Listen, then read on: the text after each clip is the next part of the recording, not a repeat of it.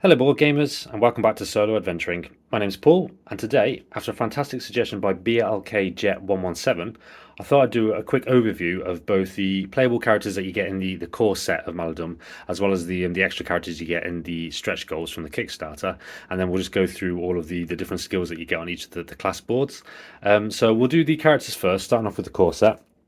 So first one we've got on the list is Baron. He is a human. He's got a health of 3 to start off with. He's got 1 skill point, 3 magic points, 2 actions, and then he starts off with 4 XP. From what I understand is essentially when you get to the end of this like XP track here, then you level up basically. On the back is his denizen board. So he's got a health of 2, magic of 4, actions 2. I'm not sure what this is actually. Let's have a quick look and see what this thing here means. So looking at the book, I think that means it's magical armor. So looking at this, then it means that he's got 1 magical armor, I guess. He's also got combat of 1. I'm assuming that's range of 2, and then if it hits, it is burning. What is the other one? Channel. This icon will be seen alongside other statistics or abilities. At least 1 magic peg must be spent to use this. Ah, right, okay. So I think he can like cast like a burning spell, I guess, with a range of 2, which I think is like the medium one. Or is that 2 dice? I think that's 2 dice actually. And then his persuasion level is 1. So essentially, each of the playable characters have got 2 sides to the card. This is the playable character side, and this is the denizen side. And this is when the denizens like spawn in the dungeon. Or if you meet them in town or you want to hire them, that kind of thing. I think that's the side that you would use until you persuade them to join your side, and then they become like a fully playable character. So that's Baron. He's got a couple of like innate abilities. This top one here is one that he can just use all the time. As you can see, the little dots filled in, which means that's a skill he can use. And then you've also got this other one, which is also filled in with a dot at the moment. However, because that's in his armor space, I think once you replace both of these armor spaces, this skill no longer is available. So the top one is Natural Remedies, and according to the book, Natural Remedies, he's only got the first level of that. He can't upgrade that on this on his default skills. But level 1 is use when resting. You and any other friendly characters that rest this round will store an additional health peg and additional magic peg. So that could be pretty handy, having like a built-in sort of resting ability. And then the other one's Ready for Anything. Now, what's that one? Ready for Anything is use at any time, take an action. So it's basically an extra action. So in this particular case, you would have to use a skill and like a skill peg, and then you could then spend that to have an additional action. Both of those skills also come under the survival skills tree, and again they're both just level 1 there. So if you wanted to go above that, you would need to have like a class that's specific to it. So that's essentially Baron. So Gree is a Grobbler, which I think is like the Maladum version of a goblin, basically. So he's got a health of 3. He's got 2 skill pegs, 1 magic peg, 2 out of a possible 3 actions, which is different to Baron. Baron can only have up to 2 by the looks of it, whereas Gree can actually upgrade to 3 if he wants. And then he starts off with 2 XP. He has got the Barter skill as an innate ability. In fact, I'm going to bring my book over here, my handy dandy reference guide. Let's see what Barter comes under. So Barter comes under the support skills, and again he can only go up to level 1. So this is in the market phase, which is obviously the phases between the actual missions themselves. You may perform one of the following: purchase an item of any value in addition to the normal limits, or draw an additional rare item from the supply. This will now be available to purchase, or sell 1 item for its buy value to a maximum of 10 guilders times your rank. So that's pretty cool. Then his second one is Tricks of the Trade. What would Tricks of the Trade come under? I'm assuming there's like some sort of rogue skills or something for that. Let's have a look and see if we can find it. Here we go, Tricks of the Trade, and again, he's only got level 1 on that. You may lock or unlock a door or terrain piece in contact, or you may use when searching after drawing tokens to ignore any trap tokens drawn with no effect. So he's kind of like a roguey kind of thing. This is under the cunning skills tree, and they're both innate abilities on him. So yeah, again, you'd have to use a skill peg to use them, but he doesn't lose either of those if you put some armor on him. Then flipping over to his denizen side, he's got a health of 2, a magic of 2, 2 actions, and I think that icon there means he can, like, when he makes contact with somebody, he can do an attack instantly. Let me just see if I can find that. Yeah, first strike. So when this character enters within melee range of an enemy, including when placed onto the gaming area or when a door opens, it gets an immediate free melee action. So yeah, so a lot of characters, if they've got like one action, all they can do is like move, and if they make contact with you, well, that's it. Whereas because he's got this icon, it means that not only can he move into contact with you, but then yeah, he can use a melee action on you. He has got a melee attack of 1. He's got no ranged and a persuasion level of 1 as well. So again, when you want to persuade people, you have to roll a certain number. I think, if I recall correctly, on core space, you either add it to your own skill pegs or something, and as long as you get more than what their persuasion level is, you can persuade them to join your party. He's also got this little icon here, which is Plunderer. If this attack causes damage, a random item from the defending character's inventory is scattered. If the attack also scored a critical hit, the attacker may take the item instead. So there we go. So essentially when he attacks, he can attempt to steal an item off you. So yeah, he's very, very rogue-like person he is. Next up we have Callan. He's got a health of 4. He's got 1 skill peg, 1 magic peg, 2 actions, and he only starts off with 1 XP. However, he needs less, by the looks of it, to level up. So he only needs another 3 XP to level up to the next level, as opposed to Baron, who starts off with more, but needs a total of 6 in order to level up. So you'll find that each of the characters have like different sort of XP starts and different requirements for them to level up. He's a human, and he starts off with the Frenzy ability, which I believe is under Berserker, I want to say. So we'll look, see if I can find it. No, sorry, just melee skills. So Frenzy, and again, only level 1. Used before making a melee attack, add 2 dice to the attack. So that's pretty cool. It means you can do like an extra hard hit, which is nice. And again, that's an innate ability, not replaced if you put armor on. His Denizen side gives him 3 health, 1 magic, and 2 actions. He's got a built-in defense of 1, as opposed to Greet, who has no built-in defense, so he's pretty squishy. Same for Baron, actually, being a Maladar, which I've learned is the actual name, not Maladumist, like I said in the last video. Callan does 2 melee damage, and he's got a persuasion level of 0, so I'm assuming that means he would be, well, that would be like an instant sort of instant persuasion, I guess, wouldn't it? Instant pass. So yeah, that's Callan. Next up, we have Morana, or Morana, however you pronounce it. She's got health of 3, skill of 2, magic of 2, 2 actions, and 2 XP to start off with, out of a total of 6 for the first level. She's actually got 3 innate abilities. She's a human as well. Her first ability is Impervious. So let's have a quick look and see what Impervious does. We'll find that we'll be duplicating a lot of these on different sort of classes as well. A lot of them share the same sort of skills. So she can only go up to level 1 as an innate ability, and this is a reaction. So use whenever you would suffer a status counter of any type. Discard the counter with no effect. Okay, so you can avoid poison or being set on fire, that kind of thing. Her second innate ability is Malachite Mastery, and she's actually got level 1 of a possible 2 there. So Malachite Mastery, level 1. Cast any non-forbidden level 1 spell, whether you have access to it or not, spending an action or effortless action as normal. Oh, okay, so she can cast like any spell she wants as long as it's non-forbidden.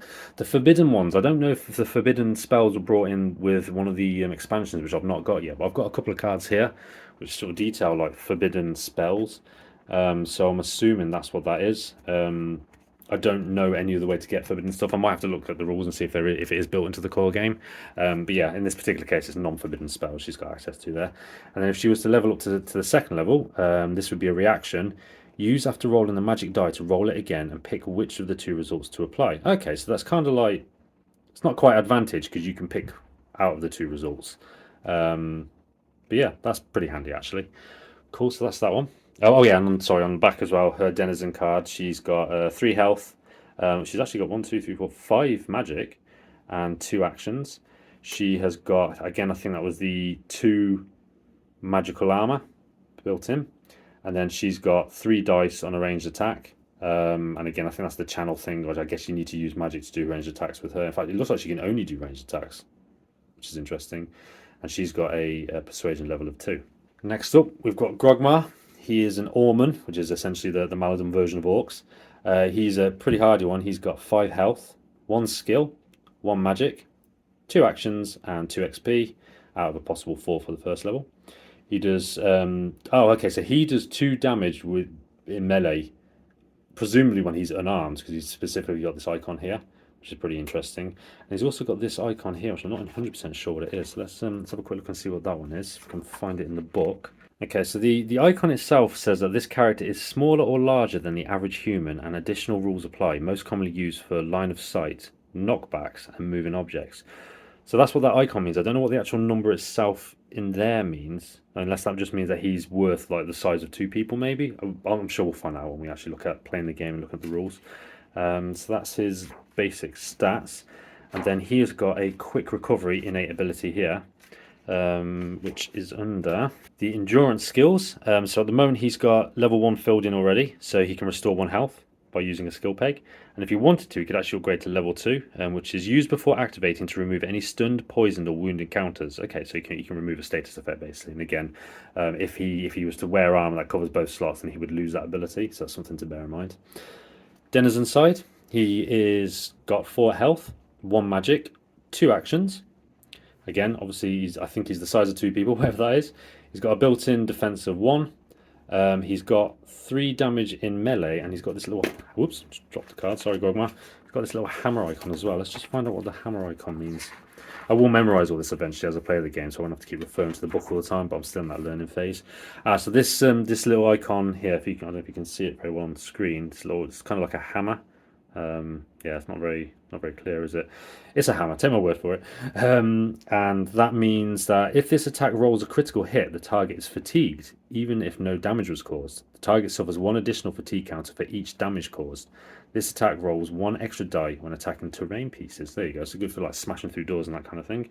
He's quite a simple chap, so again, his persuasion level is 0. I'm assuming that's persuasion level. In fact, I can probably find it in here. Let's just have a look and see if I can find what that P stands for. I'm using my sort of core space knowledge here to try and remember what all these bits and pieces mean. Yeah, so just looking into the persuasion section of the book, this icon represents how difficult an NPC is to persuade and can be found on their character board. You've got to be within short range and line of sight of the NPC, and then yeah, you roll the combat dice equal to the number of skill points you've got on your character, and then yeah, I think as long as you beat that number, you're successful. And there's a few other options, but again, we'll look at that when we play it. So yeah, so that is a persuasion level. So that is Grogmar. Next up, we've got Narinda. She is a health of 4, skill of 2, 1 magic, 2 out of a possible 3 actions, and she's got 3 XP out of a possible 5 for the first level. She does 1 damage by melee. Oh, that's what I was going to say before. Yeah, so I think when they've got this fist, it means that they can still do a melee attack even if they haven't got a weapon, I'm assuming. Some of the characters haven't got that, so that's what I assume is the case. I'm pretty sure that was the case in core space.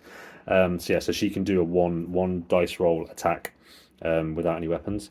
She's got weapons mastery, which I think came under melee skills. Yep. And again, she's got just the first point, which is make a melee attack with a weapon. You may re-roll 1 die. It's also a passive. You may use the shield block ability as an effortless action. You still become fatigued if it's used outside your turn. So that's pretty handy. So the shield block essentially gives you, I think, like either an extra point of protection, or it might depend on the shield that you've got. But again, we'll look at that when we actually come to play the game. And then she's also got one of these the armor related ones, Fleet of Foot, which comes under the agility skills. She's only got level 1, which is make a move action. So again, she can spend a skill point and have an extra move action, which can be handy in a bind. Her denizen side, she's got 2 health, 1 magic, and 2 actions. She's got this little dice icon here, which I'm not sure. I think that might mean is that like re-roll? It looks like re-roll a dice or something. Here we go, re-roll. If on a weapon, the character may re-roll a single combat die each time the weapon is used to attack or parry. So it's not on a weapon, it's on the character itself. So if on a character board or any other type of token, for each roll made, the character may re-roll a single die of any type used for any action or effect on their behalf. So that's interesting. That's on the denizen side as well. So I'm not sure why you would choose to re-roll it. We'll have to see about that. She has got a melee, yeah, we already know a melee of 1, and I'm assuming that means it causes bleeding. There's a little knife with blood on it. Sharp, that means. So if this weapon rolls a critical hit, the target is wounded, even if no damage was caused. So yeah, I think wounded is essentially bleeding. I'll have to check that, but I'm pretty sure that's what that means. She's also got a 1 dice range attack as well, which again can wound people, and a persuasion of 1. So that's Narinda. Next up, we have Sirio. He's got a health of 4, skill of 1, magic of 1, actions 2, 3 XP out of a possible 5, and he's got the reflexes built-in skill. And reflexes, I think, comes under, is it cunning again? If I recall correctly.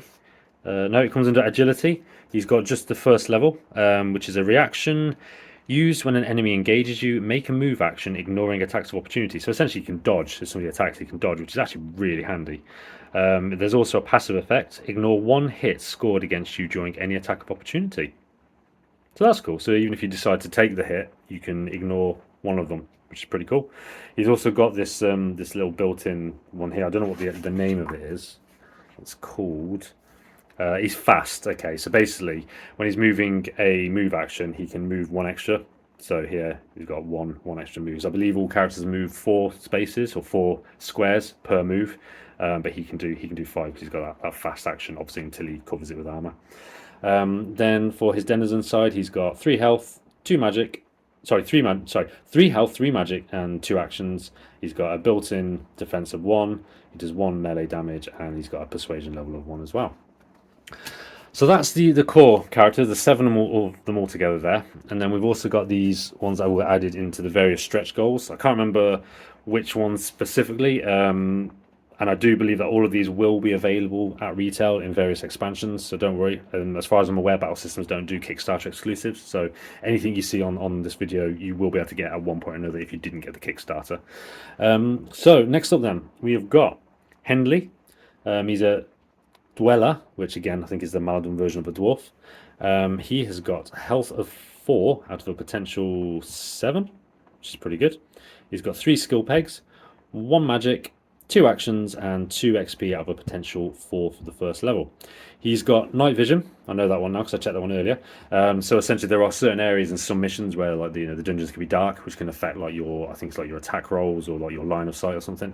But because he's got a night vision ability, it means that he can just treat everything as daytime basically. He's also got the smithing skill, and I'm guessing that will come under. Is it under like town skills?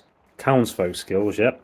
So smithing, again, he's got level 1 of that. So during a quest, spend an action to repair a broken item as if you were visiting the Artisan's Guild at no cost. The items you may repair depend on X, whatever that means. 1 common, 2 common or uncommon, 3 any item. Market phase, repair an item as above at no cost. I think we'll have to look into that a bit more, but essentially, yeah. So he can repair weapons on the fly as opposed to having to wait until after a quest to get it fixed. He's also got the onslaught ability, which will be overwritten by armor should he choose to wear some, and that comes under the endurance skills. Again, he's only got a level 1 there, and it's a reaction. Use after scoring 1 or more hits on an enemy in melee. Make another melee attack action. So there you go. So he's definitely a melee-orientated guy. His denizen side, he's got 3 health, 1 magic, and 2 actions. Again, got the night sight. So the green shield means that they're immune, and we know that hammer means bludgeoning. So I assume he is immune to being fatigued from bludgeoning attacks. It's really hard to say. He's got a built-in defense of 1. He's got 1 melee dice attack, and he's got a persuasion level of 1. That is Henley the Dweller. Next up, we have Galen, who is an Eld. He has got a health of 3. He's got 2 skills points. He's got 2 magic points. He's got 2 actions out of a potential 3, and he's only got 1 XP out of a potential 5. He has got this built-in one here again, which I think was the first strike, wasn't it? So he can move, and then if he makes base contact with somebody, yeah, he can do an immediate attack. And he's also got the ambush skill, which comes under stealth. He's currently got 1 out of 2 marks, so he can go up to level 2 as an innate ability. The level 1 being reaction. When an enemy ends a move within 4 squares and you are in full or partial cover, make a ranged attack action against that enemy. You may dash before or after this action. And then if you wanted to, you could upgrade to level 2, which is used when an enemy ends a move within 4 squares and you are in full or partial cover. Make a move action and then attack an action against the enemy. You may dash once before or after either of these actions. So quite similar, but obviously level 2 will be slightly better. Switching over to the denizen side, we have got health of 2, magic of 2, and actions of 2. He's got another new symbol which I don't recognise, so let's look that up and see what that means. Hit and run. After making a melee attack, if this character is still engaged, it will make a free move directly away from the defender, ignoring attacks of opportunity, if there is space to do so. It will not engage other enemies with this move. Okay, so that's pretty cool. So, well, I mean, it's pretty cool if we can use it. Not so good if he's using it against us. So he can essentially leg it in, smack us, and then do a runner again, which could be bad. He has got a combat of 2, melee combat of 2, and he does the wounded status effect and a persuasion of 1. Next, we have Unga. Unga is a Tregar, or Tragar, however you pronounce it. She's got a health of 3, 2 skill points, 2 magic points, 2 actions out of possible 3, and she starts with 2 XP out of possible 6. She has got the Persuasion innate ability. Persuasion comes under the Cunning skills. She's got 1 out of 2 marked, so her one that she's got marked, number 1, is used before making a persuade roll. Add 2 automatic hits to the roll. There you go. So she's going to be like the diplomat, the one who's going to be good at like getting people to do what we wanted them to do, basically. And then if she wanted to, she could upgrade to level 2. Make a persuade action against an adventurer from another party to try and dissuade them from their mission. They suffer 1 fatigue counter per unblocked hit. Obviously more useful in like PvP version of the game rather than just a solo play, which we'll be doing. But also, it's passive. She can add 1 extra die to her persuade rolls. So that's pretty cool. She's also got this detect symbol. I'm not sure what that is. It's like a little green book. I don't know what that means. See if we can find this one. So the icon is a book. I'm not sure what that means. I don't know if that's... the symbol is like a book. I don't know if it's like a spell. I can see the cast spell section has a similar thing. So I don't know if that means maybe she can like detect spells or something. Again, I think we'll just have to figure that one out when we come to it. If anybody knows, drop me a message in the comments and let me know. But yeah, I don't want to spend too long looking through all the books and stuff to find all this information. So we'll find it out as we play anyway. So health of 2, magic of 2. 2 actions. She's got. I think that means she can like jump over things easier. If I recall from core space, I can find the symbol. There's a lot of symbols in this game, and you do get to know them after a while. It's just there's a few extra new ones here. Scramble. Here we go. So the top number, which in this case is 2, is the maximum height or width in squares, inches of objects, characters that the character can move up or over as part of a normal move action. Oh, okay. And then the bottom number is the character's safe distance. Yeah, so essentially, most characters, I think they have to use, like if they want to climb like 2 squares worth of terrain, they use up 2 movement points. Whereas with her, because she's got this ability, it means that she can essentially traverse over it. So like even if it was like 2 up, it would only use 1 point to move forwards, if that makes sense. That'll probably make more sense when I actually play the game. It makes sense in my head, maybe not so much in this video. So yeah, so that's that. She's got 2 persuasion, so she can be quite hard to persuade. She's got 1 ranged dice, and yeah, I've just noticed these little symbols here, these like rankings. I'm not sure exactly what they mean. I know it's something to do. Here we go. Rank. The power level of an NPC. NPCs activate in order of rank. Right. Okay. Started with the highest. Okay. Cool. So that just decides on what order she moves in the NPC phase. So that is Unga. Next up, we have Araya or Aria, depending on how you want to say it. She's a human. She's got 3 health, 1 skill point, 2 magic, 2 actions, and 2 XP out of a potential 6 for the first level. She has got the innate ability Tactical Gift. Where would Tactical Gift be? Tactical Gift, it's under the Townsfolk skills. So she's got a level 1 filled in. Reaction Teamwork. When this character or another friendly character within short range and line of sight makes an attack, for each friendly character in contact with themselves or the target of the attack, they may either add 1 die to the roll or gain Vicious. What's Vicious? So hit results on the blue die on attacks made with this weapon are critical hits. Okay. A maximum of X dice and or effects can be added. Again, I'm not sure what it means by the X dice, but I'm sure that'll make more sense when we play. And then yeah, the second ability, well, the second level of this ability, if she wants it, is reaction. We trained for this. Use after an event card is drawn, but before it is resolved, or use after rolling for the arrival of 1 or more characters at the entry point in line of sight. This character and all others within short range may take 1 action for free. They may become fatigued, take a second action, then continue the game resolving the interrupted effects. So that's pretty cool. And then her passive part of that is during a friendly character's turn, between actions, another unactivated character may become fatigued to take an action. Both characters must be in short range of the character with this skill. So yeah, very much an influencer by the sounds of it, and not in the TikTok sense. Right, she's also got this ranged expert, because again, she's got a bow. It's probably another character I might play at some point because I do love my bow users. Let's see if we can find that one. Ranged expert, again, she's only got level 1 as an innate ability. Use when making a melee attack to use a ranged weapon instead. So essentially, like firing her melee weapon at point blank, I guess, which normally would be a penalty for ranged users. So that's pretty cool. Roll to hit as normal using the weapon's short range statistic and add 1 die to the attack. Okay, cool. Also, passive effect: you may ready a ranged weapon with preparation as an effortless action. Preparation, is that like a Overwatch kind of thing? I can't remember now. Is preparation going to be listed in here? Yeah. After this weapon is used, turn the token 180 degrees. It cannot be used in this position. It requires an action to ready the weapon for use again.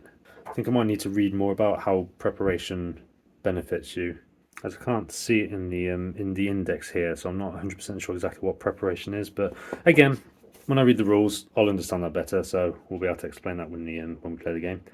So again, that's one of her armor related ones, so she'll lose that if she puts armor on. She's got health 3 on the denizen side, 1 magic, 2 actions. She's got this little icon here, which I believe means that she can pick a target and can ignore cover, I think. So essentially, when you fire like ranged weapons into, say, like you've got an enemy that's fighting one of your friends, you have to roll a dice, and if you roll a certain number, then you accidentally hit your friend instead. Whereas with this, Hawkeye it's called, this attack ignores a partial cover and can fire at engaged characters at any range without randomizing the target. Yeah, so essentially she can pick her targets without worrying about hitting anybody else, which is nice. She's got 1 defense and a persuasion level of 0. That is Araya. Artane, health of 3. Oh, she's a human. Health of 3, 2 skill points, 2 magic, 2 actions, and 1 XP out of potential 4 for the first level. And she's got the innate ability of Entertainer, which I think is probably going to be under Townsfolk, judging by the colour. Entertainer, yeah. Now she's actually got the first and second level of that filled in. So the first level is remove a fatigue counter from another character in short range. And then during the rest phase, add up to 2 to any in-roll without spending renown. So she can add up to 2 points onto an in-roll, which presumably means you would normally need to use renown to do that. Renown is your reputation, basically.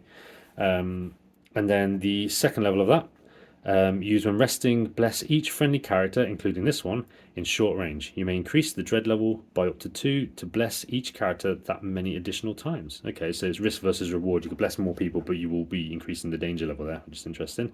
And then the rest phase, at the end of the phase, bless all characters in your party. So that's cool. So we can essentially start the next quest, if I'm reading that right, with a bless each, which would be pretty cool. So that's Artane. And then the denizen side, again, 2 health, 4 magic, 2 actions. She's got 1 defense. She's got 2 melee, and she can channel magic again with that. And she's got 1 persuasion level. Next up, we've got the mighty Krieger, or Krieger, however you want to pronounce that. She's got 4 health, 2 skill pegs, 1 magic, 2 actions, and 3 XP out of a potential 5 for the first level. No, oh no, she's got 1 innate ability. You could barely see it on her artwork there. What does that mean?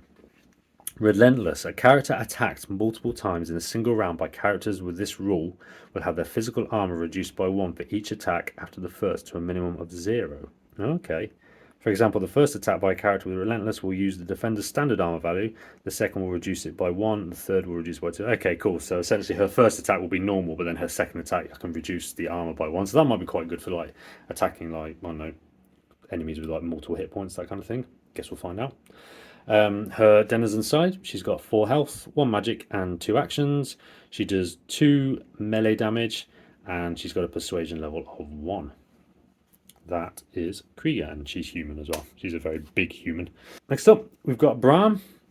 He's human. He has a health of 4, skill of 2, magic of 2, 2 actions, and he's got 4 XP out of a potential 6. He is immune to, what is that? Is that terror? I think that means terror. I'm sure I looked up. Yeah, terrifying.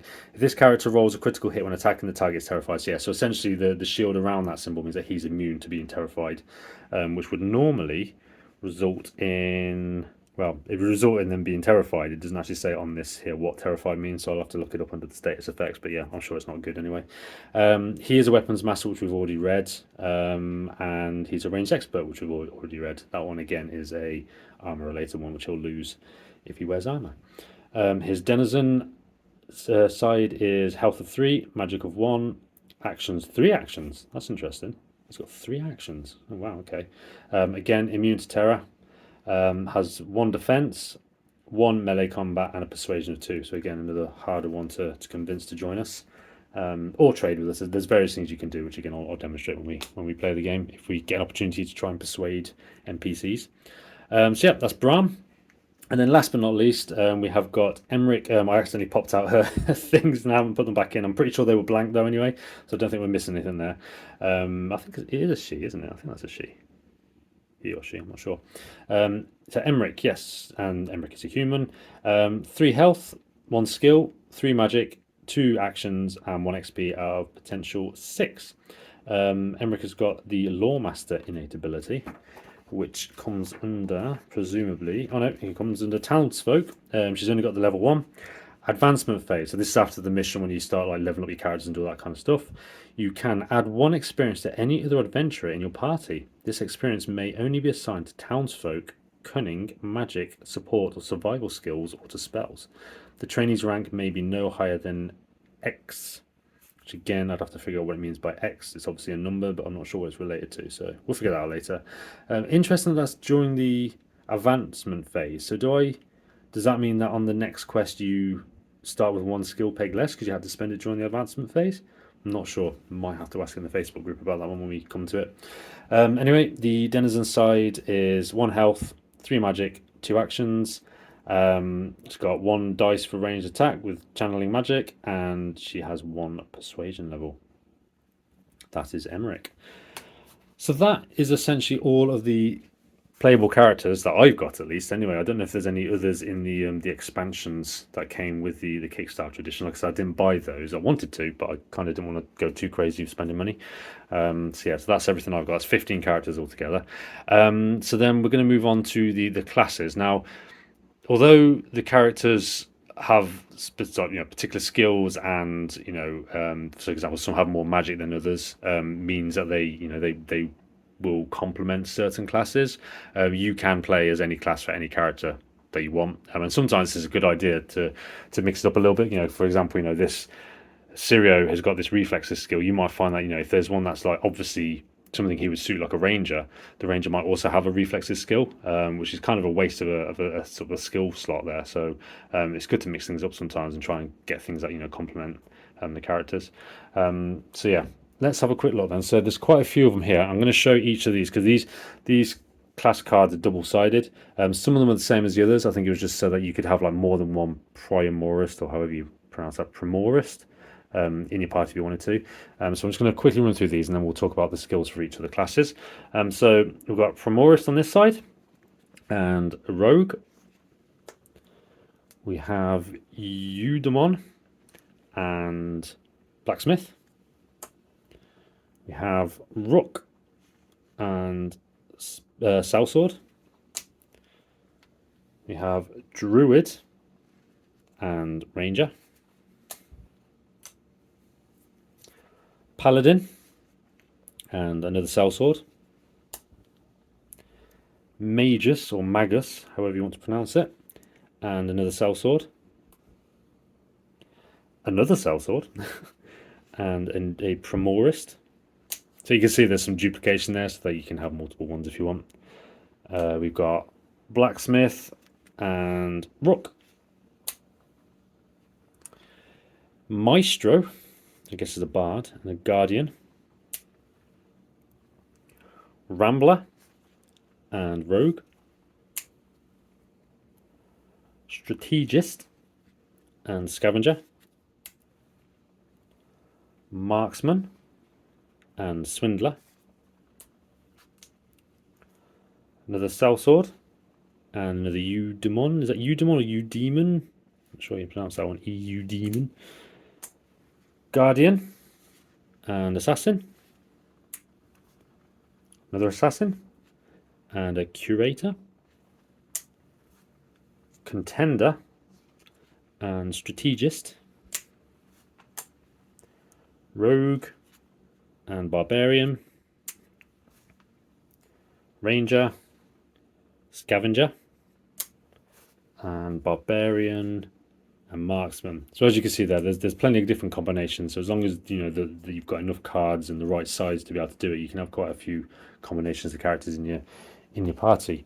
So we're going to run through the actual classes themselves quickly, just to get an idea of their skills. I probably won't need this book now because it's all written on the cards anyway. So starting off with assassin. I'm not going to read all of the blurb and everything because I think we'll be here forever to do that. So I'm just going to very quickly go through each of the skills and the different levels they've got, and then we'll move on to the next one. So assassins have an ability to scramble, which we know is may freely travel up or over objects up to 2 squares high, wide during a move, and has a safe distance of 3 when jumping. So essentially, they don't break their legs if they jump at anything less than 3. First skill they've got is acrobatics. Level 1, make a move. Passive is stand up, is an effortless action. Normally, standing up would take a whole action, from what I understand. Level 2 of acrobatics is reaction.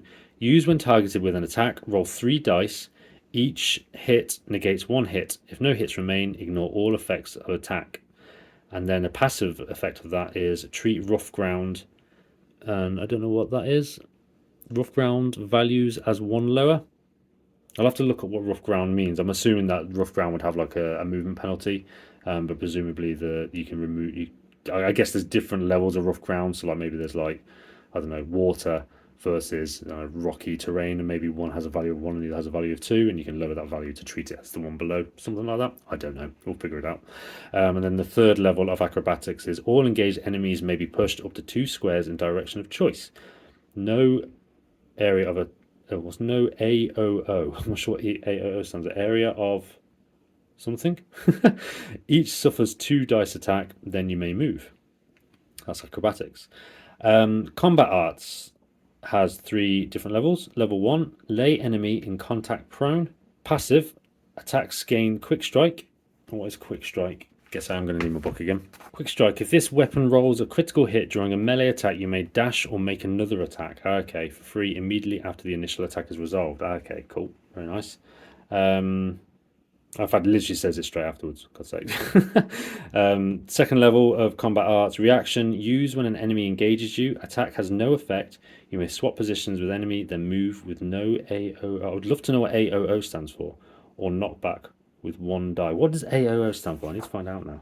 Oh, attack of opportunity. I'm so stupid. Right, okay, with no attack of opportunity. There you go. Well done, Bull. And then the third level is jump down with a +3 safe distance. Characters of same size or smaller adjacent to landing position are prone. Then make melee attack with additional dice equal to jump distance. There we go. Next on the assassin's list of skills is disarm. That's got 3 levels.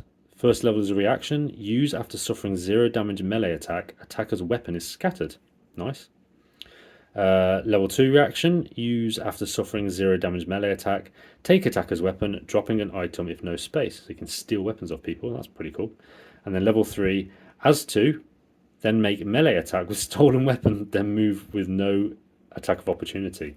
Cool. So you can steal somebody's weapon and then stab them with it and then run away. Love it. Flipping over. Next on his list of skills is hard to hit. 3 levels for that one.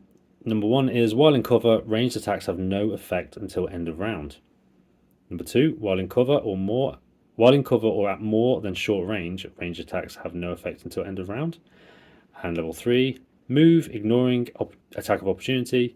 You cannot be affected by ranged attacks until end of round. So that's pretty cool. Sort of dodging the arrows as we leg it away. We've got Malachite Mastery. There's only 1 level on that. Cast any level 1 spell, spending actions as normal. We've got Quick Recovery.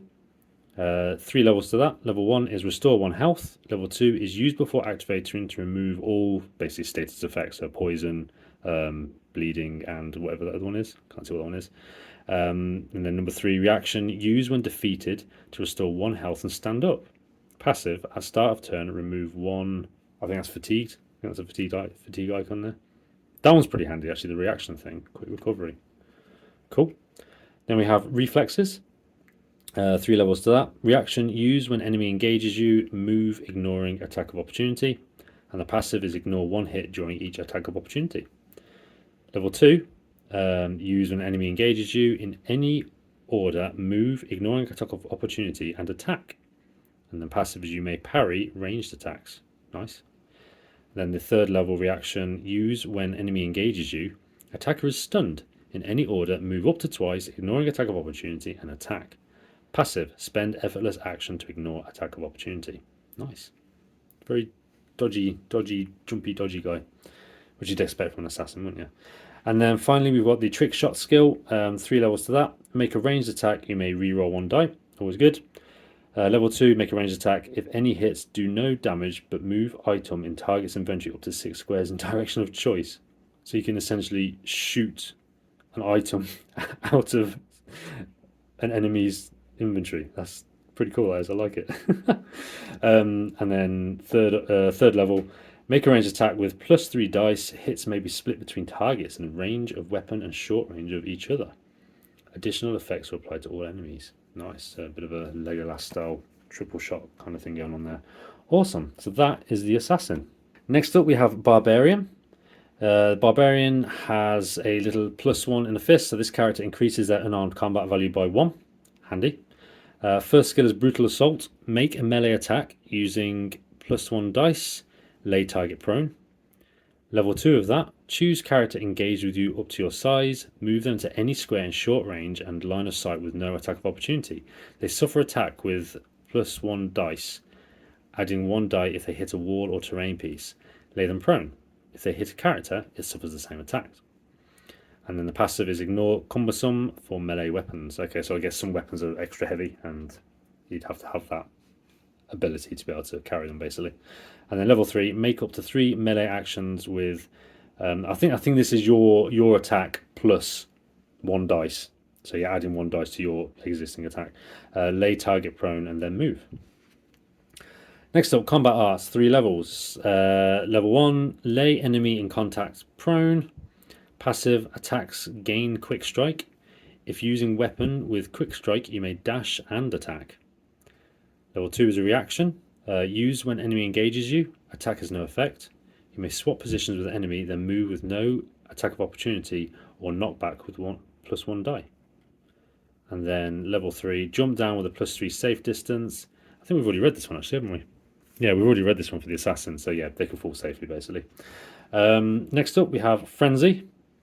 Level 1, use before melee attack to roll +2 dice. Level 2, use before melee attack to roll +3 dice.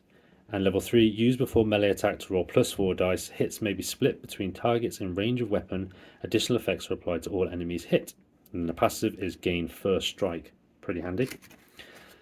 On the back, Impervious, 3 levels. Level 1, reaction, use when you would suffer a status counter. Discard it. Level 2, gain +2 armor until end of round. And level 3, restore 1 health even above starting level. Discard any status counters.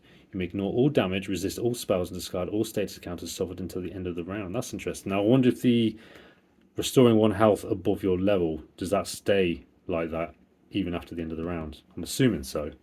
But yeah, pretty handy. Next skill is Intimidating. Level 1 is a reaction. Use when enemy in line of sight activates. Choose their target. Oh, I see. So you can persuade them to attack somebody else, basically. Cool. Level 2, reaction. Use when an enemy enters line of sight or starts turn in line of sight. Their turn ends and they are stunned. And then the passive effect is, as an effortless action, take an action with friend in short range, then become fatigued. Okay. And then the third level of that is, all enemies up to this character's rank within short range and line of sight are stunned and terrified. Passive, gain terrifying. There we go. Handy. Next up we have Onslaught, and that's got 3 levels. First one is reaction. Use after scoring hits in melee. Make a melee attack. So basically just an extra melee attack if you score hits in the first one. Second level, use after scoring hits with an attack. You may move and then make a melee attack. And then level 3, use during a move. Ignore attack of opportunity. You may make a melee attack against each enemy engaged while moving. Okay. And then I think, yeah, and then this one's got reflexes again, which is the same as the assassin. And then this guy's also got spell. Did this one have a spell on it? No, it didn't. So this one gets strength spell. Gain plus times your melee damage until end of round. Oh, I see. Okay, so you basically get to add your melee damage or your melee dice on top of your existing melee dice. So if you've got 1, you can add 1. If you've got 2, you can add 2. I think that makes sense. That's pretty cool. Nice. Next up, we have Blacksmith. Blacksmith has a skill of barter. First level, market phase, choose 1. Purchase additional item of any value. Make additional rare item available to purchase, or sell 1 item for buy value, maximum of 10 guilders times rank. Level 2, market phase, deduct up to 2 guilders from buy prices, or add 2 guilders to sell prices up to 3 items. And the passive is deduct up to 2 guilders from 1 item upkeep per market phase. And then the third one is increase guilders from objectives by 50%, rounding up. That's pretty handy if you want to up your loot. Nice. Duck for cover. First level reaction, use when targeted within ranged attack or spell. When within 4 squares of cover, move into cover. And second level is use when targeted with ranged attack or spell. When within 4 squares of cover, move into cover and ignore effects of attack. So there's only 2 for duck for cover. Impervious we've already looked at, I believe, for the barbarian, so we won't cover that one again. Ranged expert has got 3 levels. 1, use ranged weapon in melee attack, short range stat with +1 die, and then passive, ready ranged weapon with preparation effortlessly. Level 2, throw any melee weapon with +2 dice, or throw any other item as a weapon with 2 dice. Passive, ranged attack is an effortless action. Then level 3, make ranged attack with shot weapon. Shot weapon, now is that like a gun, I assume?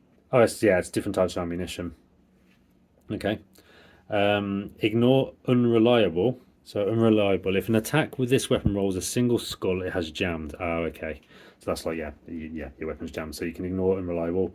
You can add bludgeoning, which is nice, so you can fatigue them. And sharp and piercing. So I think piercing ignores armor. And then you got the wounded and the fatigue thing again. So pretty hefty shot actually, that is. And then passive, drawing range thrown attacks, damage on blue dice equals critical hit. Cool. Next up, we have smithing, as expected for a blacksmith. 3 levels. Level 1, spend an action to repair broken item at no cost. And there's a load of numbers which we'll read in when we actually play the game. Market phase, repair item as above at no cost. Level 2, spend 2 actions to craft weapon or armor at no cost. Use any number of SWT and R resources. Alright, so this is the crafting stuff. I haven't really looked at the crafting stuff yet, but I'm assuming the different crafting resources have these little icons on it. Use any number of SWT and R resources and up to X other resources. Spend at least 1 peg. And then market phase, craft item as above at no cost. Then the third level, spend action to create barricade in adjacent square. I'm looking forward to putting the barricades together, actually. They look really cool. Next up we have steady. 3 levels. Level 1, you cannot be stunned, knocked back, prone until the end of round. Level 2, you cannot move this turn, gain +1 die on attacks and knockbacks. And passive, ignore cumbersome in any turn where you do not move. And then level 3, until end of round, you cannot be fatigued, stunned, knocked back or prone. Enemies cannot leave contact without permission. After suffering melee attack, make free knockback. And if enemy moves within 2 squares, make free dash to engage them and become their target. Okay. Next up, tricks of the trade. 2 levels for this. Level 1, lock, unlock door, terrain in contact, or use when searching to ignore traps. And level 2 is reaction, use when trap card or token targets friend in short range and line of sight, discard it with no effect. Passive is general search, is an effortless action. And then weapons master. We already covered weapons master. No, we haven't. So weapons master, 3 levels. Level 1, make a melee attack with a weapon. You may re-roll 1 die. Passive, use shield block as an effortless action. Level 2, after melee attack with a weapon, target is wounded and stunned. Passive, melee attack is an effortless action. And 3, use after rolling a melee attack with a weapon. Roll again for a different weapon, combining hits and effects. Skull results apply separately. Then knock back with +1 die or move ignoring attack of opportunity. Passive, drawing melee attacks. Hits on a blue die equal critical hit. And then they also get a spell, which is called Weaken Armor, and it reduces their defense by X until end of round. So I'm assuming you roll the dice, and X is whatever the number is on the dice. We will find that out later. Next up, we have the Contender. They've got a few things at the top. So, channel, spend X magic pegs during an attack to roll X dice. Oh, I see, okay. And then worthy opponent. If directly defeated by an adventurer, their party gains 1 renown. Okay, so again, I'm assuming that would be like a PvP thing. Acrobatics, have we covered acrobatics already? I believe we have on the assassin, yep, so we'll skip that one. Bombast has only got 1 level to it. Rest phase, after raucous night result, gain plus X renown. And then the passive, when renown would be spent, you may spend this character's skill pegs instead. Intimidating, we've definitely done on the barbarian, so we'll skip that one. Onslaught, we've also done, I think. Yep, we have. And spell, to get a spell of hyper awareness, which is take reminder counter and become blessed. At any time, discard to take an action, remove counter in assessment phase. Then on the back, we've got reflexes, which we've already covered on the assassin, I think. Yep. Steady. Have we covered steady yet? I don't think we've covered steady. No, we have. We covered steady on the blacksmith, so we'll skip that one. Tactical gift. I don't think we've done tactical gift. So 2 levels of that. First level is reaction. When friend in short range and line of sight attacks, gain +1 die or vicious for each friend in contact with attacker or target. Max X effects. Level 2, reaction. Use after event card is drawn after rolling for character arrival in LOS. This character and others in short range may take free action. They may become fatigued to take another, then resolve card arrival. Passive. Between friends' actions, another friend may become fatigued to take an action. Both must be in short range of this character. Nice. And then we've got Weapons Master, which has been covered by Blacksmith already. And that's it for the Contender. Next up, we have Curator. Creator, reduce starting health by 1. I wonder why you do that. Oh, increase starting skill by 2. Okay, so these are just modifiers for the characters then. Okay, that's interesting. We've done Barter on the blacksmith, so we can skip that one. Duck for cover, I believe we've also done on the blacksmith. Herbalism has got 2 levels. Reaction, use when a friend in short range attacks. Add poison to attack. If attack has poison, add vicious instead. Passive, use herbs, fungus, or minerals as an action. Okay, so I'm assuming they're like healing and various other things. Level 2, spend 2 actions to craft a potion at no cost. Use any H, F, and M resources and up to X others. Spend at least 1 peg. Market phase, craft item as above at no cost. Then we've got Lawmaster, 3 levels. Level 1, advancement phase. An adventurer, max rank X, gains 1 XP. Assigned to cunning, magic, support, survival, or townsfolk skills or to spells. Level 2, use when searching to draw X additional tokens. If any extra token is a hidden location or rare item, you may keep 1 extra token. And level 3, use before setup to add a rare item to token pouch. Passive, market phase, may re-roll when resolving a book. Okay, just noticed actually that these have got 1s next to them. Like they've both got 1s. I'm assuming that's not a misprint. I'm wondering if that's like you can use. Actually, I don't know what that means. I'm not sure if that's a misprint or not. I'll have to look that up. It's a bit confusing. Okay, that's Lawmaster. Malachite Mastery. 2 levels. Level 1, cast any level 1 spell, spending actions as normal. And level 2 is a reaction. Use after rolling magic die to roll again and choose result. Natural Remedies is the next skill. Did we check Natural Remedies already? I can't remember now. I don't believe we did, so we'll go through them. 3 levels to that. Level 1, use when resting. Friends resting this round restore 1 health and 1 magic. Well, +1 health and +1 magic. Level 2, you or a friend in contact gains +1 health and removes wounds or poison. And level 3, you and friends in contact are blessed and take 1 action this round, or +1 action this round. Very nice. Smithing's already been covered by the blacksmith. Tactical gift we've already covered. Tracking, level 1. In fact, there's only 1 level on this. Look at top 3 cards of event deck. And then the last one is Unlikely Hero. It's an interesting one. 3 levels to this. In campaign phases, spend up to X pegs for each. Escape phase, just as adventurers left for dead roll by 1. So yeah, so essentially after the end of a quest, if you've got any characters that have been KO'd and have been left in the dungeon, you have to roll on a table, and you know, they can end up being killed. So this looks like this one modifies that roll basically. It says adjust this roll by 1. So I assume you can adjust it up or down if you want. Advancement phase, +1 XP to any adventurer, max rank X once per phase. The market phase, ignore upkeep for 1 adventurer. And rest phase, re-roll in a wilderness resort. Then the passive, this character is only targeted if no other target is in line of sight. Okay. Then the next level is a passive. This character may spend renown as if it was skill pegged. Pretty cool. And then level 3, reaction, use after rolling an attack for or against this character. If attack, cause +1 damage and a critical hit. If being attacked, ignore all effects of attack and stun attacker. Then draw an event card. So that's Curator.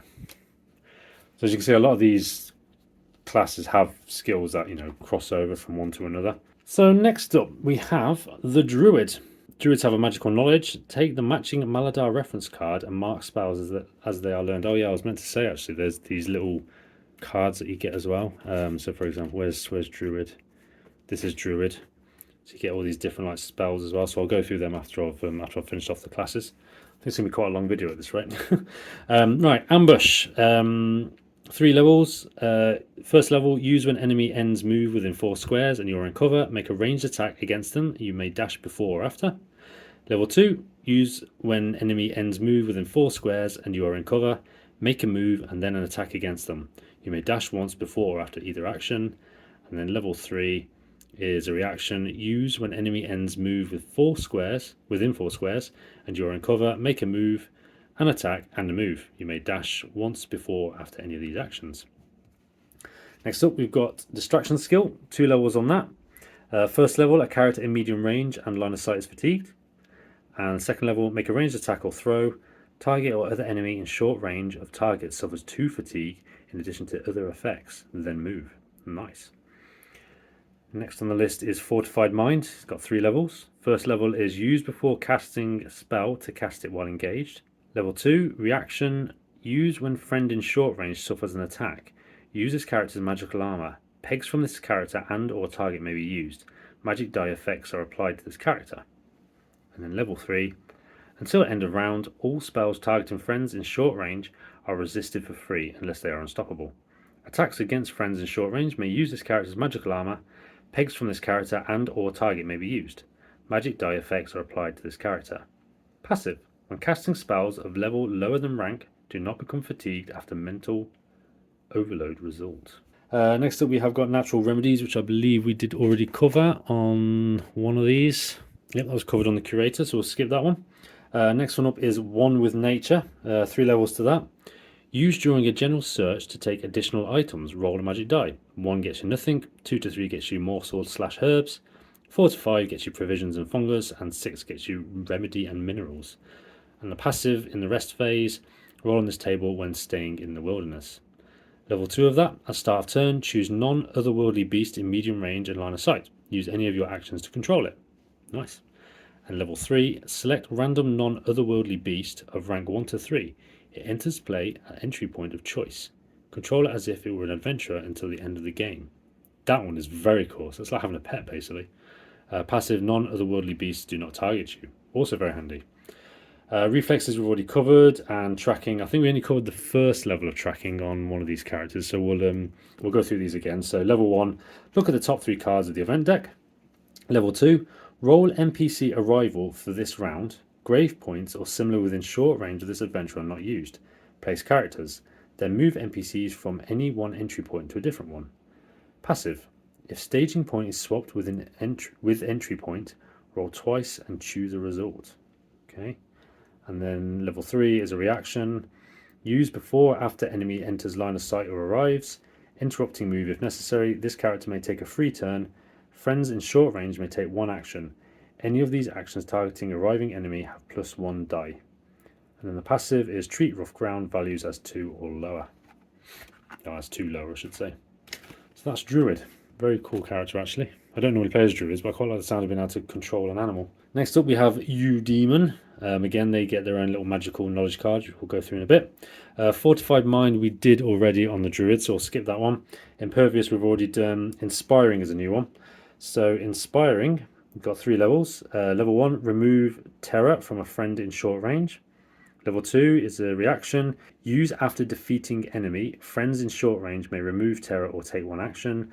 And as a passive, other friends that start turn in short range and line of sight remove terror.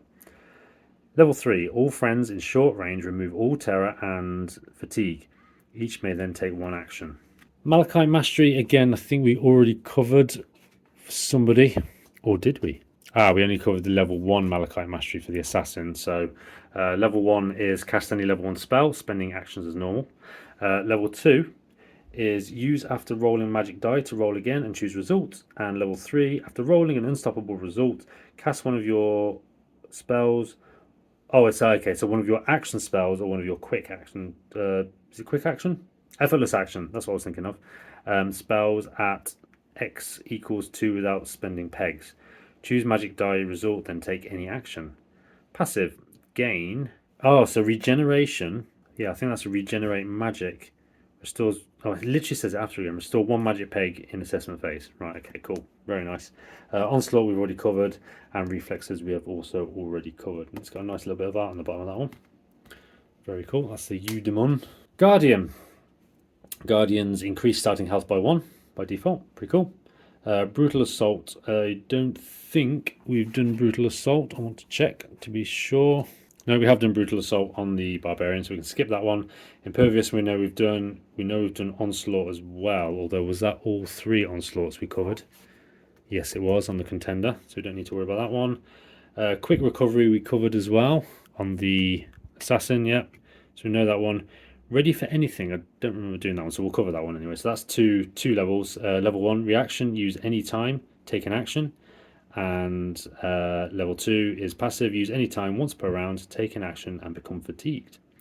Steady we covered, I'm sure, on the Blacksmith, so we can skip that one. And Weapon Master we have also covered on the Contender. So pretty straightforward one that is, with the Guardian. Next up we have Maestro.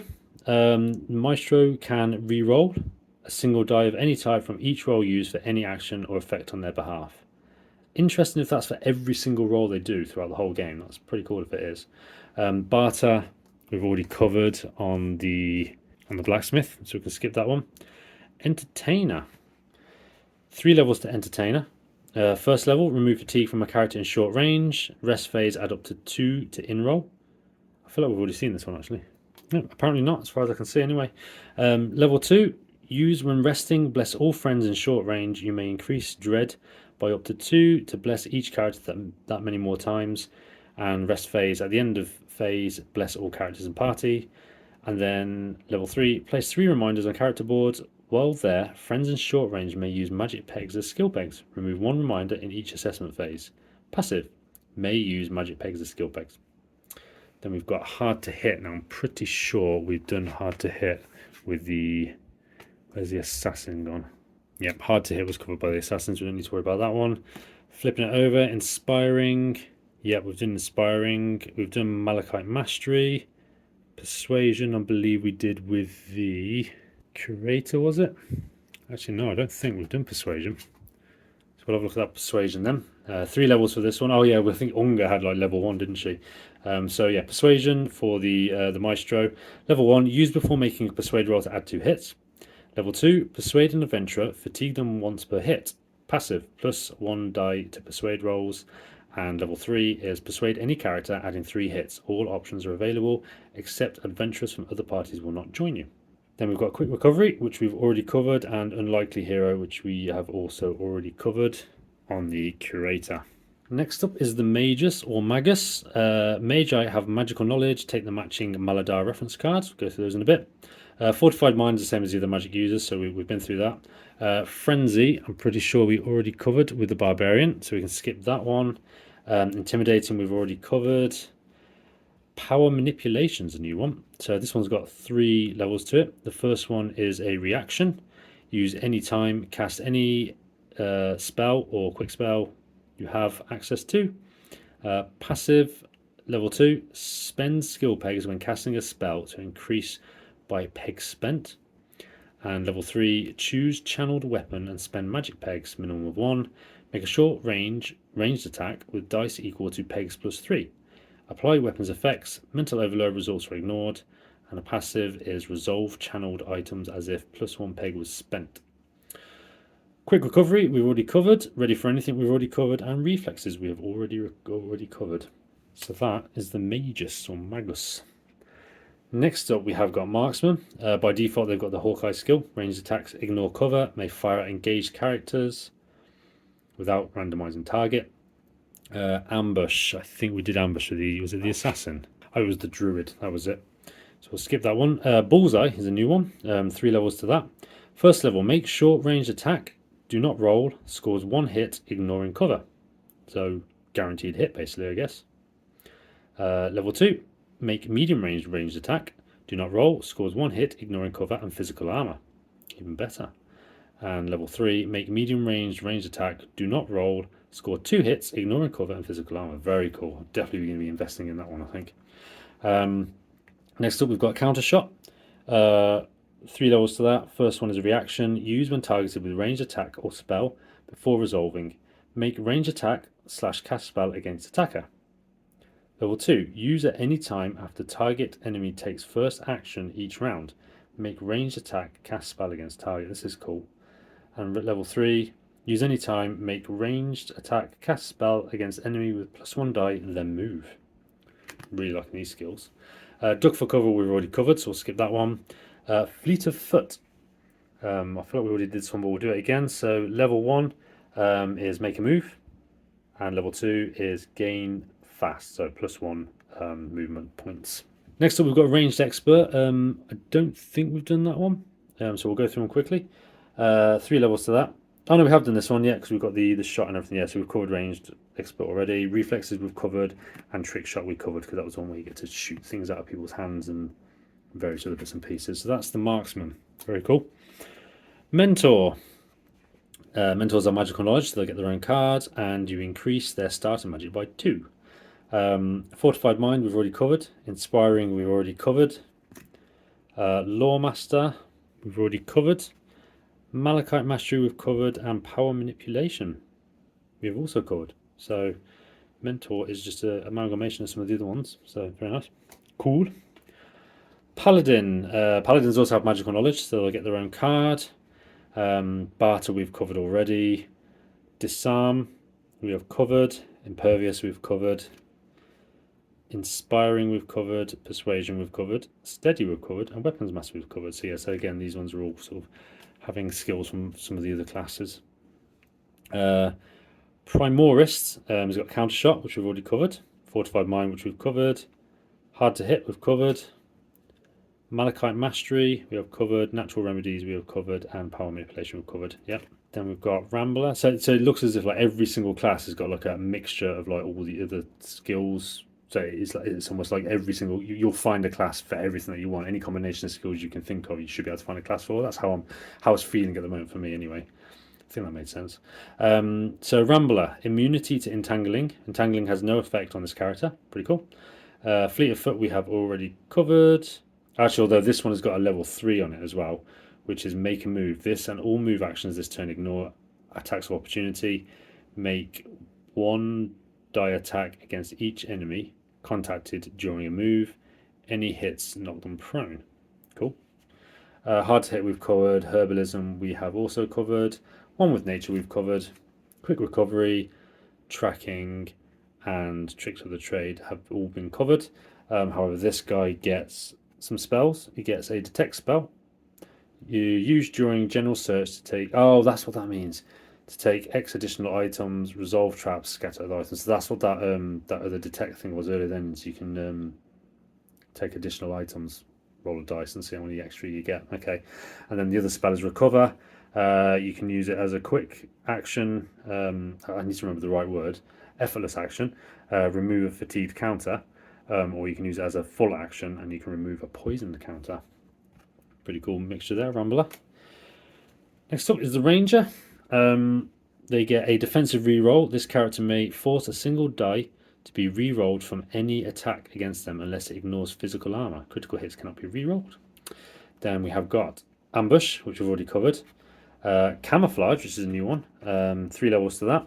While in contact with a wall, you cannot be targeted until end of round. Enemies can move through adjacent squares without stopping or suffering attack of opportunities, but cannot end a move in contact with you. You do not block line of sight. Level 2. Make a move or ranged attack. Then, while in contact with any terrain, you cannot be targeted until end of round, as above. And level 3. While not in contact with an enemy, you cannot be targeted until end of round, as above. Passive reaction. At any time while this skill is active, including midway through an enemy move, make a ranged attack and become fatigued. Okay. Next we've got one with nature, which we've covered. Quick recovery, which we have covered. Ranged expert we've already covered. Ready for anything we've covered. Reflexes and tracking we have covered. That is the ranger. Definitely one of the ones I'm going to be going for. Next up we have rogue. No sort of special modifiers or anything on them. They have got camouflage, which we just covered on the ranger. Distraction. I think we only covered level 1 of distraction, so we'll go through them again. So level 1 of distraction is a character in medium range and line of sight is fatigued. Level 2, make a ranged attack or a throw. Target or other enemy in short range of target suffers 2 fatigue in addition to other effects. Then move. And then level 3, choose character in medium range and line of sight. Move them. May not engage or cause harm. They suffer 2 fatigue in any order before or after moving target. You may move and attack. Then duck for cover we've already done. Light fingers, we haven't done this one actually. So 3 levels for light fingers. Level 1 is a reaction. Use after suffering 0 damage melee attack. Take item from attacker, not attacking weapon, dropping an item if no space. Level 2, move in contact and pickpocket, then move with no attack of opportunity.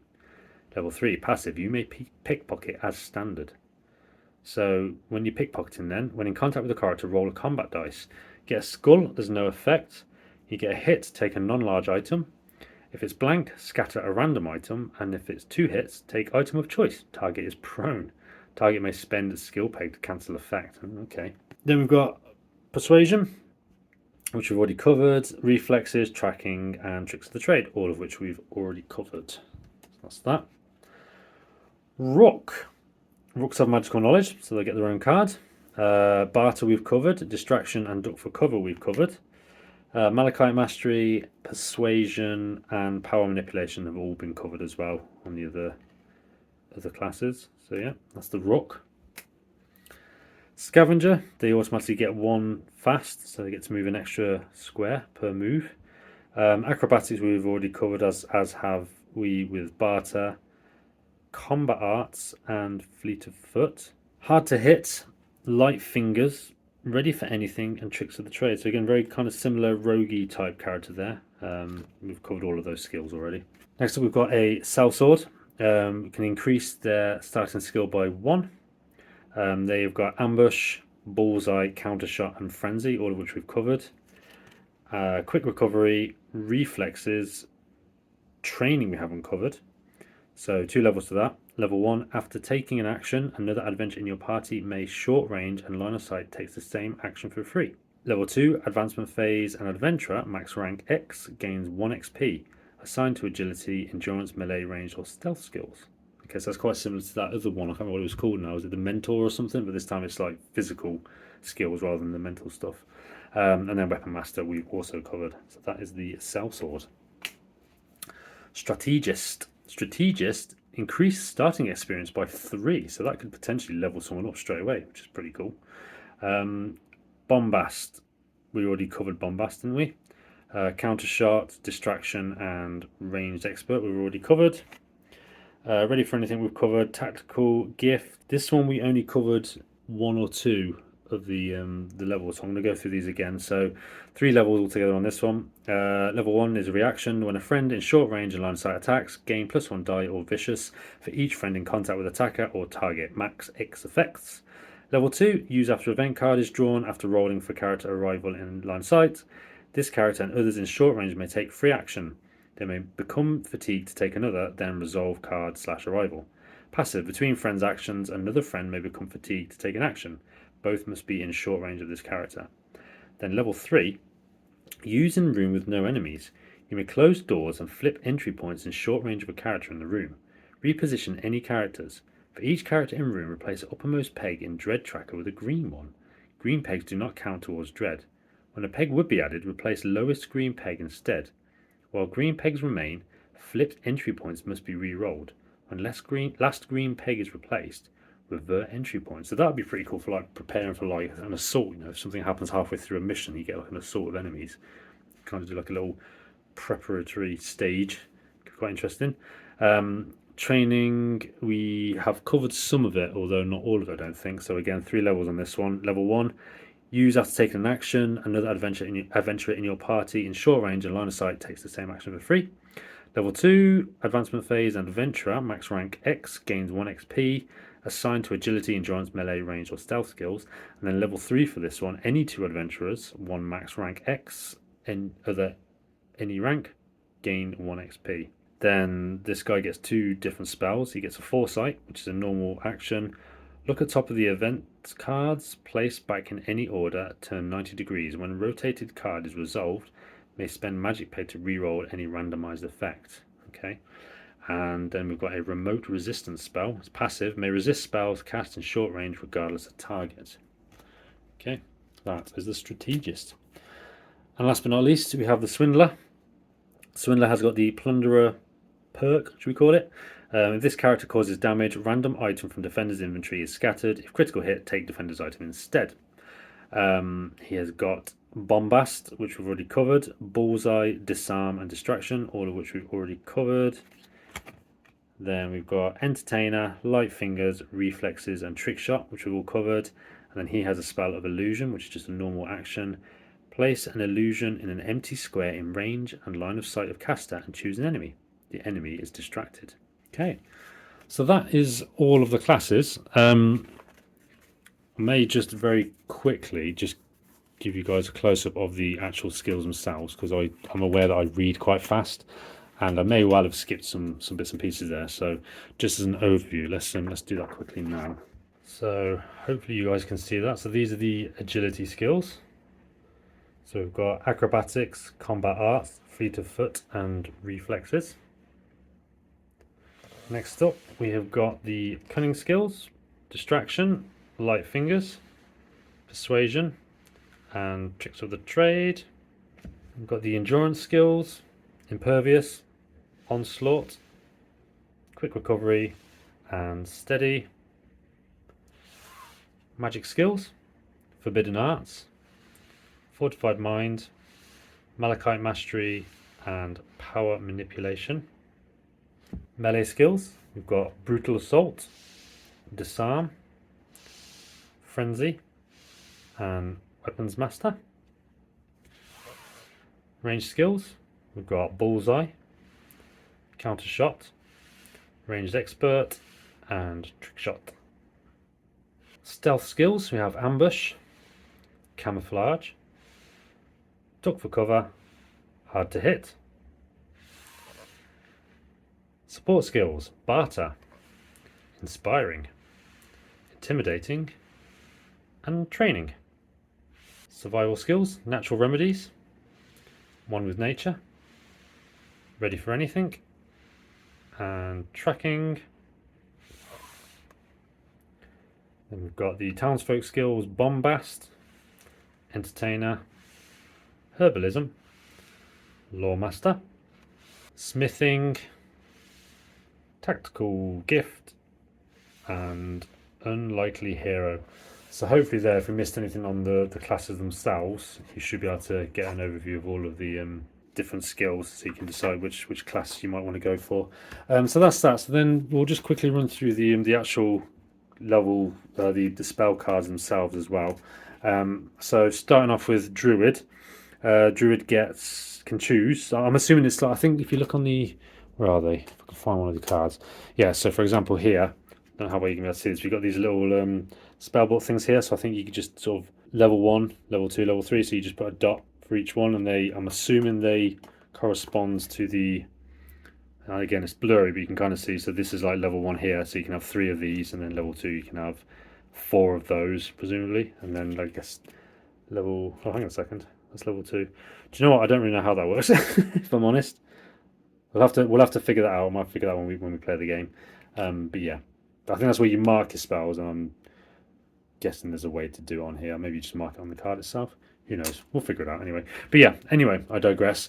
Druid. So Druid has got level 1 spells. It's got healing, restore X health, strength, gain plus your combat damage until end of round.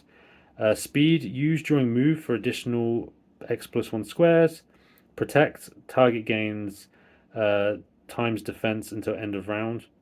Again, it says X. I'm assuming you mean you roll a dice like a magic dice or something, and you times that by the defense or whatever. And extinguish, remove a burning counter, torch, or sconce. Level 2, hyper awareness. Take reminder counter and become blessed. At any time, discard to take an action. Remove counter in assessment phase. Invisibility. Gain listed effects until end of round. So a 1 cannot be targeted beyond short range. 2 cannot be targeted by non-adjacent enemies, do not block line of sight, and 3 plus cannot be targeted, ignore attacks of opportunity, do not block line of sight, only block movement if you choose to. Healing hands, target restores X health, and barricade, create a barricade or cover up to X squares of pit. Level 3 spells, alter appearance. Choose a character type of same size. Others of same or lower rank treat you as that type. Take X reminder counters. Remove 1 in assessment phase. Effects last until all counters are removed. Cool. And then in Torrent. Targets must be in short range and line of sight of source of water. Choose 1. Remove X burning counters, torches or sconces. Or knock X characters prone. Or choose target. Roll X dice. Each hit fatigues target. If stunned, remaining hits applied as attack with, I think that's ignore defense. Level 4. Rearrange cells.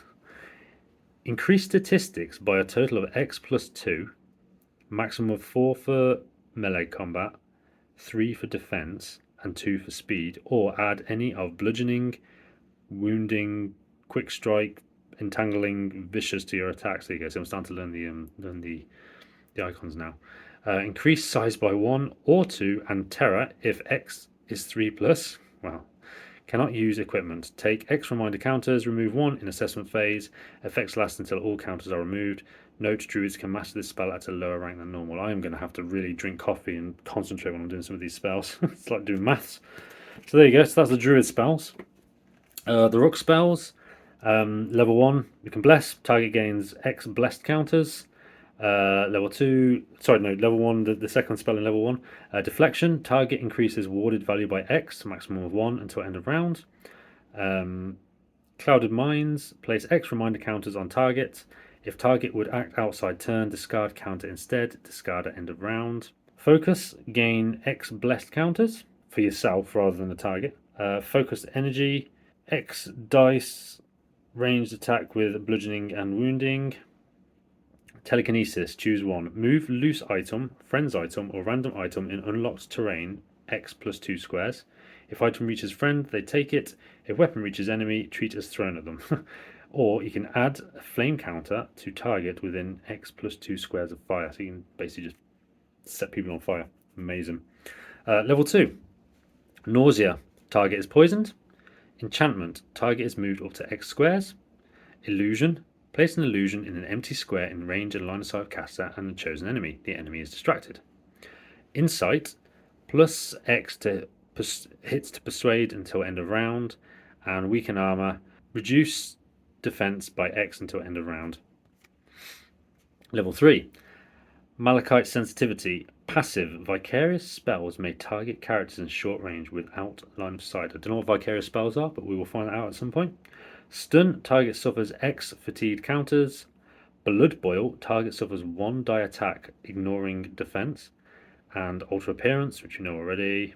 Advanced Illusion on level 4. Place up to X illusions in empty squares in range and line of sight. All enemies in range and line of sight of caster and an illusion are distracted. And as a quick action, move an illusion, ignoring attacks of opportunity.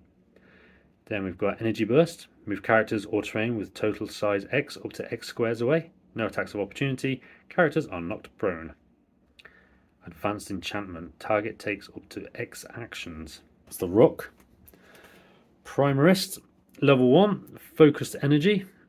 X dice ranged attack with bludgeoning and wounding. Open Door. Quick action. Open or close and lock door, or a full action lock or unlock door or terrain piece. Telekinesis, we know that one already. Extinguish, remove a burning counter, torch or sconce. Detect, use during general search to take X additional items. Resolve traps, scatter other items. And protect, target gains plus X defense until end of round. Level 2, invisibility. I think we already saw that one before, didn't we? So we'll skip that one. Advanced telekinesis we've already seen as well. Push, move item. Oh, this is on level 2, continued. Move item, character, or terrain up to X squares away, no attack of opportunity. Minimum pegs equals character size. If character moves more than their actions, they are not prone. Barricade, create a barricade or cover up to X squares of a pit. And advanced detect, look in searchable terrain filling up to X squares. Discard peg to remove one trap. Level 3, Malachite perception. Passive elemental spells may target objects in short range without line of sight. Fireball, X dice range attack from source of fire with blast. Torrent, we've already read. Cocoon, rest, ignoring enemies. Affects up to X friends, including caster within X squares. Okay. Level 4, energy burst. Move characters or terrain with total size X up to X squares away. No attacks of opportunity. Characters are not prone. Rebuild. Choose a wall up to length X. Move it anywhere in short range. You can move walls. Amazing. That is actually really cool. Portal. Place a portal in an empty square. So I guess you could use portals to like jump from one place to another, like shortcuts back to the entrance, for example. Paladin. Level 1, yep, healing, restore X health, focus, gain X blessed counters, strength, gain X your combat dice until end of round, hardened skin, gain plus X your defense until end of round, blessed target gains X blessed counters, calm, target removes a terrified counter, and fortitude, target cannot suffer status counters until end of round. Level 2, insight. Plus X hits to persuade until end of round. Target removes X fatigue counters. Level 3, target suffers X fatigue counters for stun. Rouse, target removes a stun counter. And then level 4, remote resistance. Passive, may resist spells cast in short range regardless of target. That is the Paladin. Magus. Level 1 is focus, we've done. Strength, we've done. Hardened skin, we've done. Speed, use during move for additional X1 squares. Recover, remove fatigue counter, and remove poison counter for a full action as opposed to a quick action. Clouded Minds, we have already done. Level 2, hyper awareness. Take a reminder counter and become blessed at any time. Discard to take an action. Remove counter in assessment phase. And jump. Move X plus 1 squares away, counting each square horizontally and vertically. Level 3, stun we've done, blood boil we've done, and fireball we've done, and 4 energy burst we have done. And finally, the one. Again, level 1, he's got healing, focus, strength, speed, recover, and calm, which is target removes terrified counter. Level 2, Malachite shield, increase warded value by X, maximum of 1. Hyper awareness we've done, jump we've done. Strengthen, target removes X fatigue counters, and healing hands, target restores X health, maximum of 3. Level 3, Malachite aura, passive. Level 1 to 3, proximate spells may affect adjacent friends. Effects may be split between caster and others, may use magical armor to negate hits on adjacent friends. Advanced healing, apply X effects. Restore 1 health, restore 1 skill peg, and remove status counter. Levitation. Use during move to ignore terrain or characters, including ignoring attacks of opportunity of up to X inches in height. Cool. And Cocoon, we've done before. Level 4, phasing. Move up to X squares, ignoring walls, terrain, and attacks of opportunity. Must end move in empty square. That's cool. Remote resistance, we've done already. And rearranging cells with them as well. So there we go. So that's the spells for each of the Maladar. I'm aware that I read these quite quickly, so what I'm just going to do very quickly is just zoom in on each of the cards, just so you guys can pause the video and have a proper read as and when you want. So I'll be right back when I've done that. Okay, so we'll very quickly just burn through the character cards again. So Sirio, Narinda, Grogmar, Marana, Callan, Greet, Baron, Emmerich, Brahm, Krieger, Artane, Araya, Unga, Galen, and Henley. That's the characters, and then we'll very quickly just go through the class cards again. So Swindler in the front,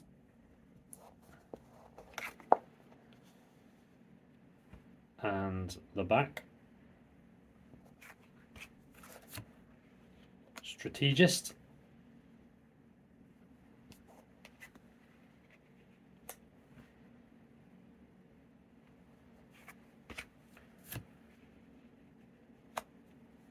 Sellsword,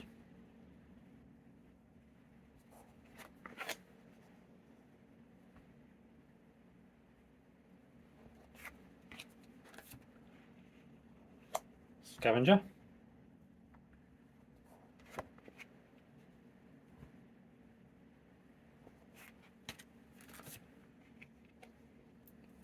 Rock,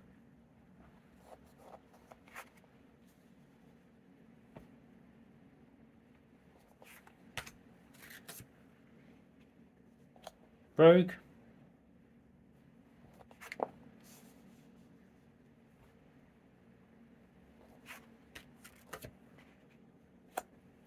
Ranger,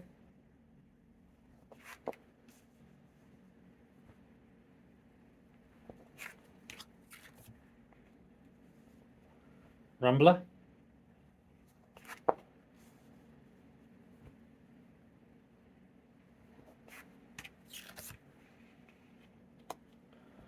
Primorist,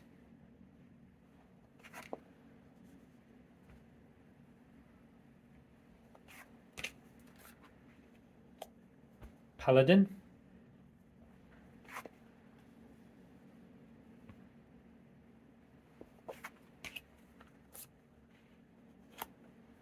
Mentor,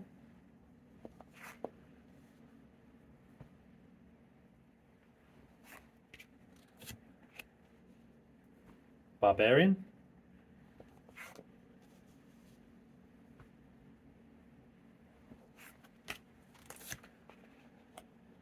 Blacksmith,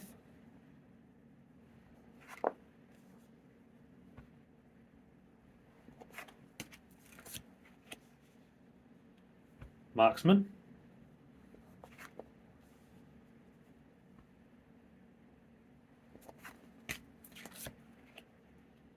Magus,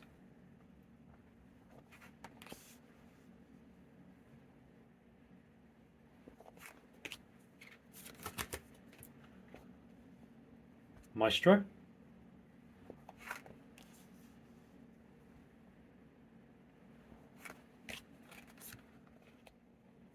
Guardian,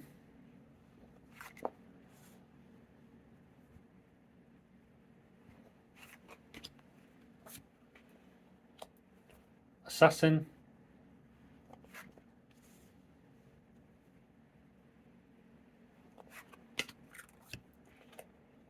Druid,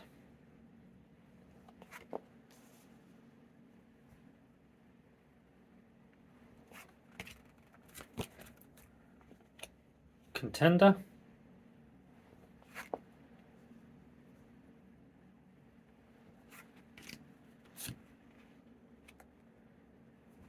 Curator,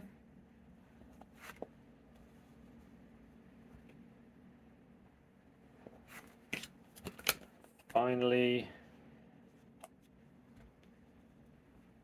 Eudemon.